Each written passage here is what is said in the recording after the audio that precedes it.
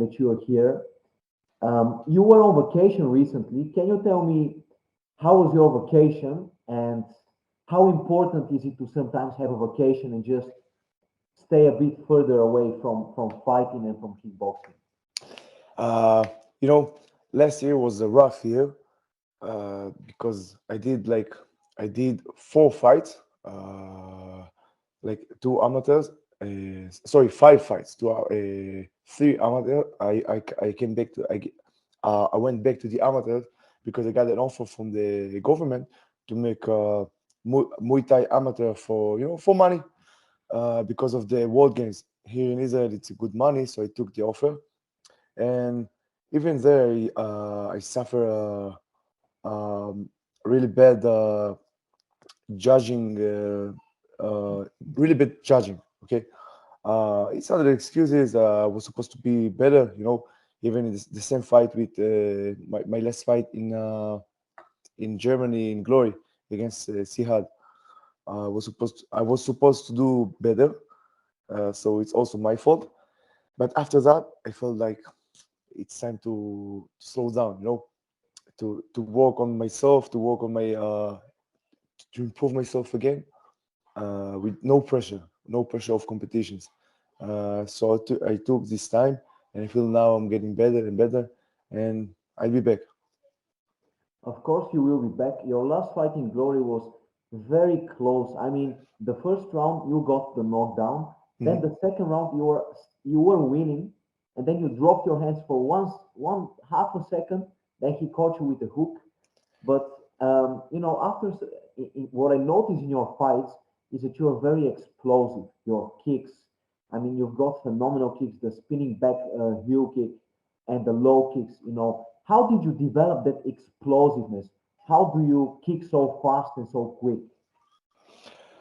I think, by the way, I think I used to kick harder and faster in the past. I mean, in the last, I mean, like few years ago, it's because how I trained. You know, when I think speed, I'm much faster than when I think just power. Mm, I think it's about how you think. Think speed. If you think speed and rhythm, you will get the speed and the rhythm. And now when I look back, that's what I missed. I'm looking for just full counters with single punches and kicks, hard single punches and kicks, but it wasn't enough. I think so. For your questions, I think it's better to think speed, think mhm. think about speed. To punch fast, to kick fast. Yeah. So punch, kick fast, think about speed, and Think about speed also and just do it over and over and over in training. On the bag, inspiring, on the pads. mhm. Think about speed. Okay, so you have to be mentally aware that you do it fast and you need to just exercise all the time. Just keep on repeating, keep Exactly, on repeating. exactly. And also the way you box, you're also a very good boxer. And I notice you can fight also orthodox and southpaw. Yeah. How did you develop that style? How did you learn to box from southpaw and orthodox positions? You know, when I start, uh, when I start kickboxing, I start with Muay Thai actually. Uh, my first coach wasn't good at the fundamentals, to teach all the fundamentals, and I used to kind of teaching myself by watching fights. So I watched Buakau and I watched Yotzenklai. So Buakau was a righty, was an orthodox, and Yotzenklai was a southpaw, and I wanted to be both. So that's how it started, you know. So just at my first even in my first few sessions, I try every session. So some sessions I did orthodox, some sessions I did southpaw. So it means like for me it was like at some sessions I was broke out, and the other sessions I was Yosenklai. Yeah. So yeah, and that's how I developed it. So you were looking at Buakau and the other fighter that you just mentioned. You were looking up to them. They were your like examples, role models, Yeah, and you were trying to act like them, basically. yeah, yeah. Yeah, when I Yeah. was like I started when I was like 14 or 15, yeah, 14. I mean, it was that time. It was good. It was, I mean, Now it's good because I can switch stances. I can fight this and that.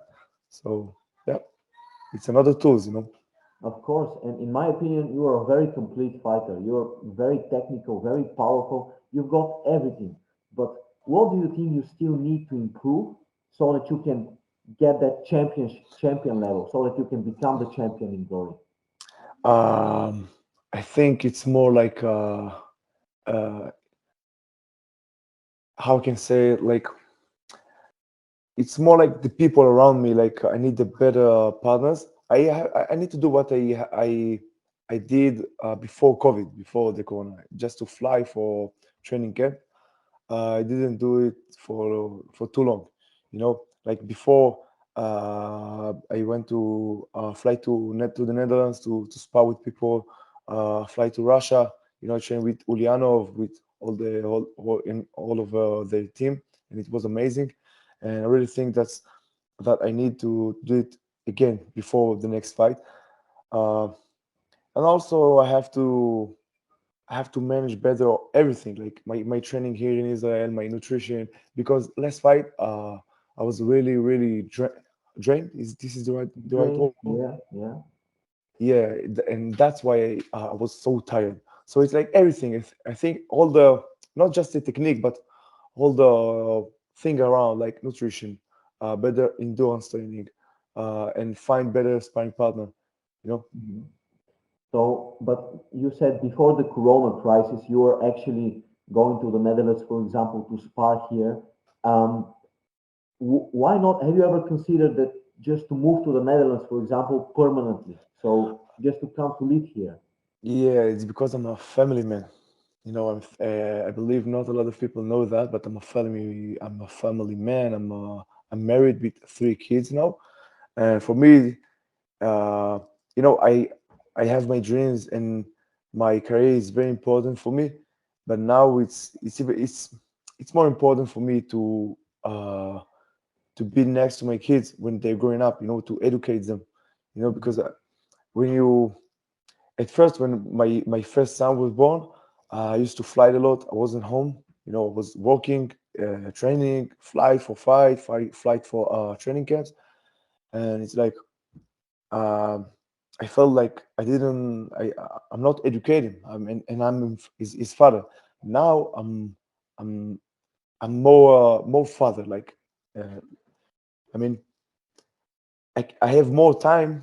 I make more time to educate my son and the other son. And you know, in the future, the my dad I have like 7 month daughter, so to educate her in the future, you know, for me it's the most important. After that, my career is important. So for me, what I have to do is what I did in the past, not to move to another country, but to stay here, to train here. Also, I have a good team here. Huh? I have my coach here. My name is Roy Heisler. Is the one of the best in the world. Uh, we had the good sparring partners, but the whole quit, you know, because here in Israel it's very hard to live as a fighter. Um, so for me, is to live here and to go out for sparring camp. Hmm. So basically, family, you are a family man, a father, a husband. You've got your children. Your family is your number one priority. Then it's your career. My kids is number one for me. My kids is Yeah, number one. Yeah. yeah. Your kids. So basically, what you would do, you would travel for a training camp to the Netherlands or other countries to spar, but you Uh, cannot just leave your family yeah, just like that. I mean, I can move for 2 weeks here or 3 weeks there, but I mean, to move, you know, to be alone there without my kids, or like it was in the past, or you know, I cannot just disconnect them from the other family. We are big family, you know, we are big family. Mm, mm, My brothers, my wife's brothers, you know, we are like community, you know. And it's very hard for me mentally just to disconnect all of them, you know, yeah. from Israel. It's very hard for me mentally. uh, I know my career is suffer from my decisions, but I try to make it, you know. I'll be 30 next month. I believe I have between 2 to 5 years uh, to make my dreams come true. Yeah, 100%. And can you tell me, because How did your motivation change once you became a father? Like how that changed your inner drive and your willingness to get better, to improve once you got the children? Um, Look, I won't lie. It changed. I mean, with the time when they're growing up and become like not like babies, but more like they become grown people. They become people. They Mm, have their own personality and stuff, and um, and I really feel like because I'm feel very responsible to them, it changed my motivation. Because look, I told you before, like they're number one for me. Before mm, them, Muay Thai, kickboxing, fight life was number one for me. I have no mm. friends. I had nothing in the past. I have just kickboxing, just Muay Thai, just ring life. Yeah. Now it's my Mm, kids. So about motivation, I think at first it was like at first the first few years it was like no, them. It's just them. I can't get injury because I have to be a better father and things like that. But now my older son is watching me, uh, and he's like, how can I say this? Cheer for me. This is the right mm. word. He's And I cheering for mean, you, yeah? Yeah. it's cheering for me. He and the second one, he's five. My older one is 5 years old, and then the next one is 3 years old. Now they start understood who's their father. So for Mm. me, it's like now the biggest motivation start. Now the biggest motivation in my life start because at, in the last few years, I mean, before my kids, I did it for myself, for my ego, to be a champion, Mm. I mean, for that result, for that belt, for that medal. Now this is for them, to lead them and to educate them by example. Yeah, so basically your focus changed from, it's all about me to it's all about my children. Exactly, And and now you have a real motivation. And just like I that. wanted I wanted to ask you because I saw an interview of yours like from 5 years ago. Back then you didn't speak English, but now you speak very good English. How did you learn the English language? You know, in Judaism, I'm a Jewish, I'm a Jew. You have to become better in every aspect of your life. You have to become better every day. In Judaism, cheering for the process, not for the result. So your process in life is to get better, to get a better, to be a better person. Uh, um, Maybe to be a better athlete, to be a better musician, to speak better English, Hebrew, I don't know. So it start from that. I mean, I just try to be better me, every day. So it's also about my English. It's also about how to become a better athlete, to become a better father, to become better son to my parents, and all of that. Yeah. So you're trying to become your best version every single day. That's it. That's it. In every And aspect, in like sport, language, uh, relationships, everything. and how important is religion for you? Like how important in your life is religion? How important is it? I think it's not just how we it's not just how it's important for me, but it's like it's this is part of me. Uh, Mhm. I believe and I feel like God is part of me, and Judaism is part of me.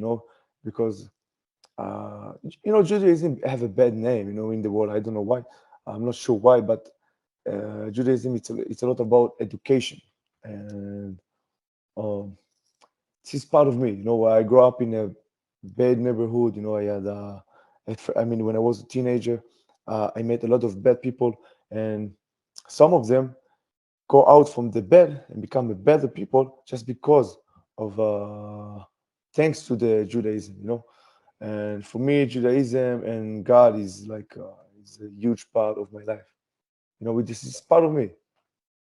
It's part of you, it's very important for you. And you said when you were a kid, you've met bad people, and some of your friends chose the wrong way, but you chose the good way. How did you choose the good way? Like, why? why did you not become like those friends who chose the bad part in life, but you chose the good part in life? Why? How? You know, when people say, when fighters say, fighting, I didn't choose fighting, fighting chosen me, you Yeah, know, yeah. but I chose fighting. But when I chose fighting, fighting chose to take me out of bad life. You know, it was like that Mm. because I didn't make the decision of, for me, fighting was, when I was a teenager, fighting was like, to become, a monster, you know, to become, I mean, sorry for for the language, but no one can fuck with me after I be a machine, after I be a dangerous fighter, you know. So it just started like that. And at first, I'm sorry for that, but at the first few years, for me of fighting, I used my fighting skills, you know, against bad people, you know. Uh, but it's like after that, I become very loyal to the sport. I become not just a fighter, but an athlete. So it take me out of all the shit and all the bad people. I start to fight for fights. Then I get the results. Then I feel like this is the real life, you know. Just to get better, see the world, enjoy the life, do what you love, you know. And so thanks to the sport, thanks to the Muay Thai, to the kickboxing, thanks to the fight life, I'm out of this life I had. Yeah. So basically, fighting saved your life. You know, fighting took you I away from that. I can say, yeah, yeah, for sure, And, yes. and well, then fighting is very important for you, and you've probably learned a lot from fighting. But what lessons from fighting will you teach your kids? Like, what would you like to teach your kids that you've learned from fighting? I learned from fighting that if, as a fighter, you look only, and that was my sin in the last few fights. If you're just looking for results and you forget the process, uh, at some point you won't get the results. You have to you have to be in love with the process, you know. Mhm. So process, training, nutrition. You know, I can still, like, to be honest, my training wasn't bad. It wasn't that good in the last few years because I forgot the process. I wanted to myself, I want to be a champion. I just imagined that, but I forgot all the process. And the process uh, is training, nutrition. My nutrition was bad, you know. Now, this year I started to change it again. I become an athlete again, you know. So it is what it is, you know. Every athlete have his own. How can I say it? Have his own. How can I say it? Own path, Yeah, yeah, own. yeah, yeah, yeah. That's the right word. Yeah, have his own path. That was my path, you know. To become better, become better again.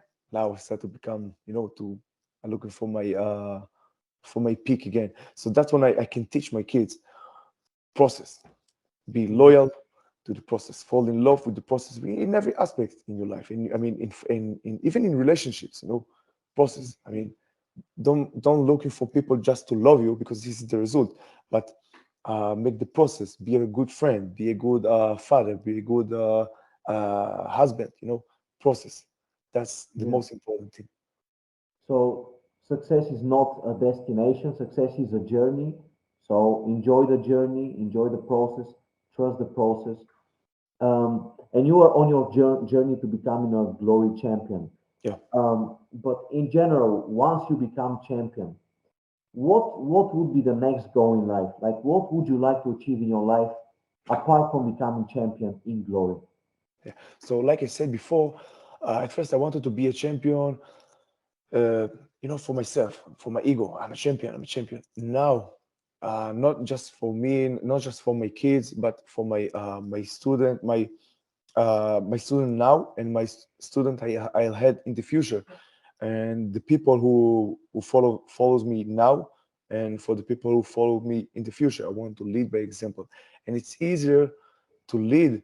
I mean, people listen to you when you have something, when you have some result, you know. Mhm. And also, I love the fight life. I really love the fight life. I love I love the process, the training. I love how I'm becoming better, and I like to improve it in the ring. So it's all together. You know. Yeah. Did I answer? Yeah. Yeah, no, I get what you mean. Yes, I understand what you mean. So you want to lead by example. You want to be, it's not necessarily that much for ego and just the titles and all that. You just want to be a good example for your children, for the people who look up to you. Yeah. That's your biggest goal, basically. Exactly. And can you tell me, because you've had many fights in your career, Yeah. but how do you deal with the pressure before a fight? It's funny because like before my real pressure starts after after the fight in New York, like in Glory 55. That's when my real pressure starts. And before that, I fought a better fighters. I fought a lot of Russian fighters in amateur, in professional, a lot of good fighters. But the real pressure starts when people here in Israel start to talk about me, start to have the expectation. That- Yeah, Since expectations. Yeah, yeah, yeah.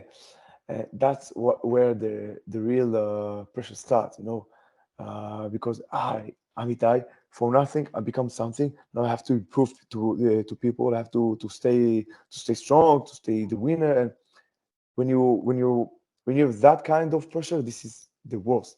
So now, actually, I mean, before I deal with pressure of fighting, yeah, someone in front of you want to take your head off. You want to win.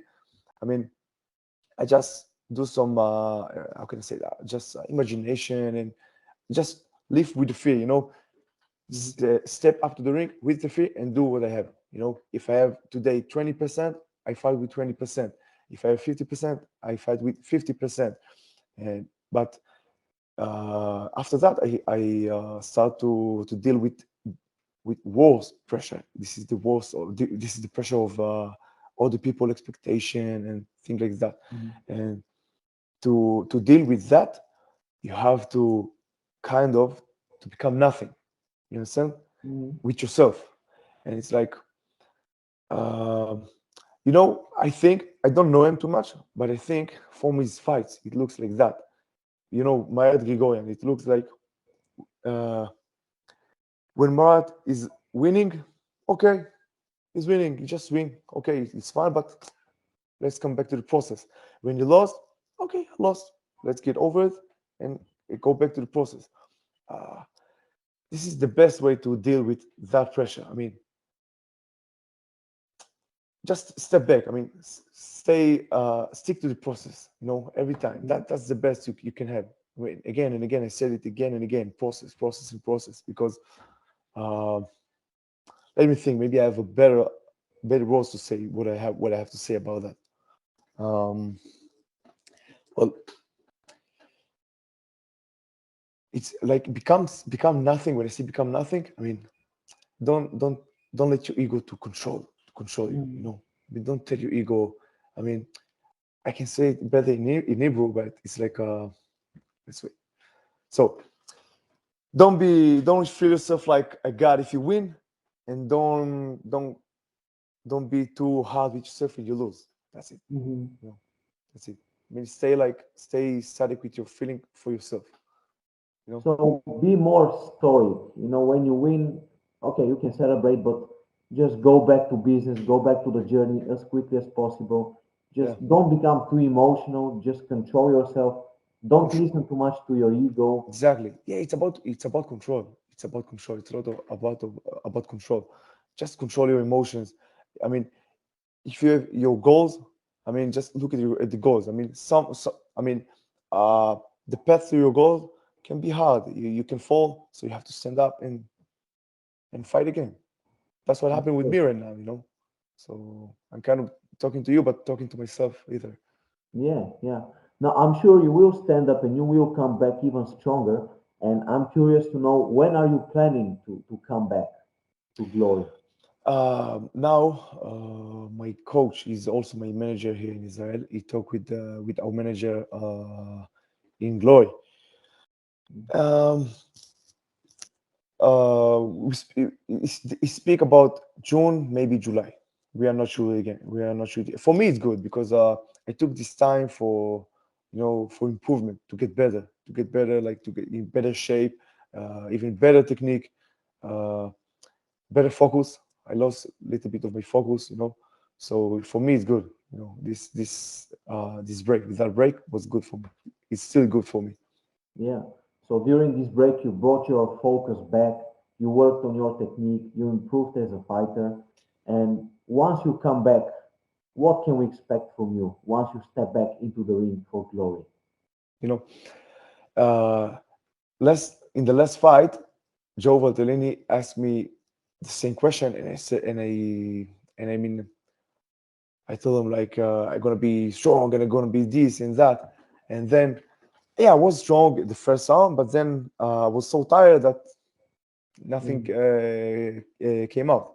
So I think it's better not to just to talk, uh, to imagine it, but it's better to keep it inside. But what can I tell you? If it's gonna work, if it's gonna work, what I'm doing now, so I'm gonna be like in a better shape. mhm, No fatigue anymore. No fatigue. mhm, Better shape. Manage better my weight. And when I'll do that, I can be I can be explosive for longer in the fights. Then I could do more damage and win and mhm. win. Back to the win streak again. Yeah. So basically, you say, I don't need to say big words. I will just improve my nutrition. I will train better. I will train smarter. My focus will be there, and then Yeah, you will see the results. yeah.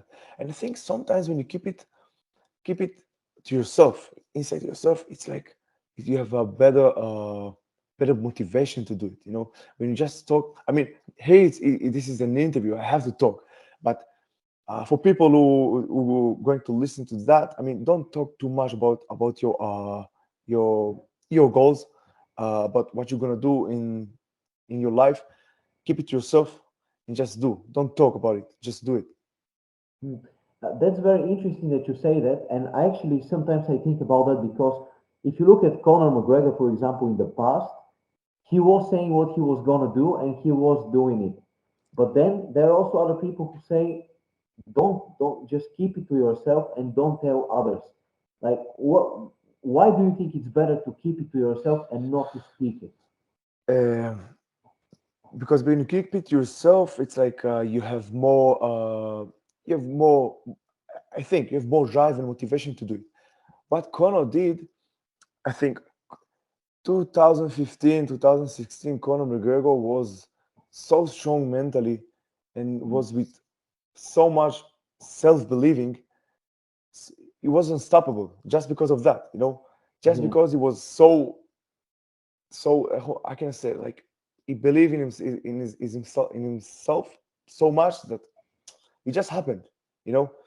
Mm, And I think he wasn't the best fighter even then. I mean, he just how he believed. So he believed so much that he's gonna do what he says he's gonna do. So even if he say to the people, it's for him. Then it's not. It didn't ruin that. mhm, But then when he stopped to believe himself and he fight Khabib and he fight Dustin Poirier and all of them, uh, it seems like inside himself he didn't have the same belief, mm, and he just talked and look how it was. I mean, for the fans, it's like Conor become a talker, like he become like someone who just talk and get KO and lose the fights. I believe, it's like it's very how can I say it? It's like it's not easy because you have to talk for the show, mhm. but you have to keep some for yourself, to for the drive and for the motivation. That's what I think. Yeah, I understand what you mean. So when back then, that McGregor, he believed in himself. Inside himself, he believed. So he was speaking, but he was speaking with belief. But now he's speaking without belief. He's only saying things, but he doesn't believe in them. Um, That's right. I truly appreciate your time. Very wise words, very interesting. You shared some very interesting um, uh, things from your life, from your experience. I wish you all the best in your career, and I would be happy if you come to the Netherlands, that we do an interview in real life. That would be even better. I believe it will be this year. I believe it will be this year. And thank you for your time. Thank you for make this interview. I mean, amazing Of for me, course. huh? Thank you for Ye- that. Yes, It you're was always amazing. Thank you. welcome, I really and good enjoyed. luck. All the Okay, best. we'll be in touch. Thank you.